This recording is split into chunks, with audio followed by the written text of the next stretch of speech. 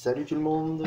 Aujourd'hui une petite vidéo sur le kit starter pour Raspberry Pi 4, donc modèle B, 4 Go, donc commandé sur Amazon au prix de 94 €.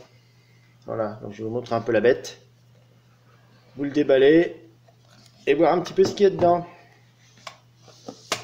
Donc le Raspberry Pi 4, 4 Go, vous voyez.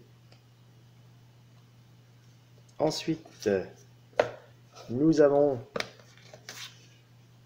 le guide rapide pour démarrer. Dessous, qu'est-ce que nous avons? L'alimentation. Okay.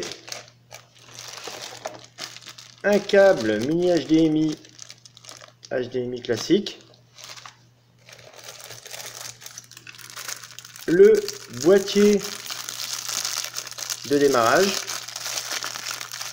Donc on l'ouvrira après. Nous avons encore un cordon, donc HDMI, mini HDMI. Il faut savoir qu'il y a deux sorties HDMI donc sur le Raspberry.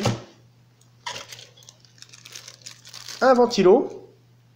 Alors c'est le kit de démarrage, donc je vous explique un petit peu tout ce qui est dissipateur thermique, tout ça, c'est un peu petit à mon goût.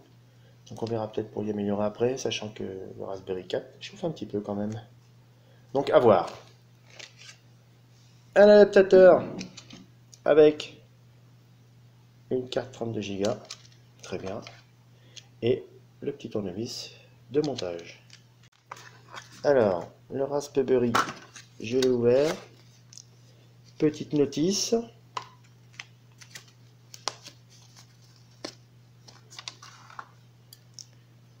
Voici la taille du Raspberry. J'explique pas. Hein. Je le mets dans la main. Hein. Comme je l'ai expliqué, vous voyez, deux sorties. Génial. USB 3. Le réseau. Le boîtier. Le fameux boîtier. Voilà, avec les petites vis de montage à l'intérieur. Alors, la notice nous indique qu'il faut monter en premier les dissipateurs sur le Raspberry. Alors, voici comment ça se monte. Vous en avez 1, 2 et 3. Il ne reste plus qu'à les coller. Voilà, donc les 3 radiateurs sont installés. Maintenant, on va relier le ventilo. On va installer le Raspberry à l'intérieur. Donc, le glisser comme ça. Il y a une butée. Et vous poussez. Voilà. Là, il tient tout seul. On va mettre les 4 vis. Voilà. Donc, c'est vissé. Tout d'abord, il va falloir l'installer sur le boîtier. Voilà. Et mettre les 4 vis. Avec les 4 vis sur le couvercle. Au niveau de la notice, ils expliquent comment brancher les deux fameuses bornes pour le fan. Donc je vais les brancher et après on pourra fermer le boîtier. Voilà, il est branché. Donc en 1 et en 3, le plus et le moins. Donc là, il est en full speed. C'est-à-dire que là, il va tourner à bloc. Je l'ai mis comme ça pour éviter d'avoir à ce qu'il chauffe trop. On verra à l'usage si ça fait beaucoup de bruit ou pas. Sinon, je le mettrai en low speed, en quiet speed, ici. La petite borne se décalera ici. Donc pour l'instant, je préfère pas prendre de risque. Donc là, on peut le refermer. Et là, il est opérationnel.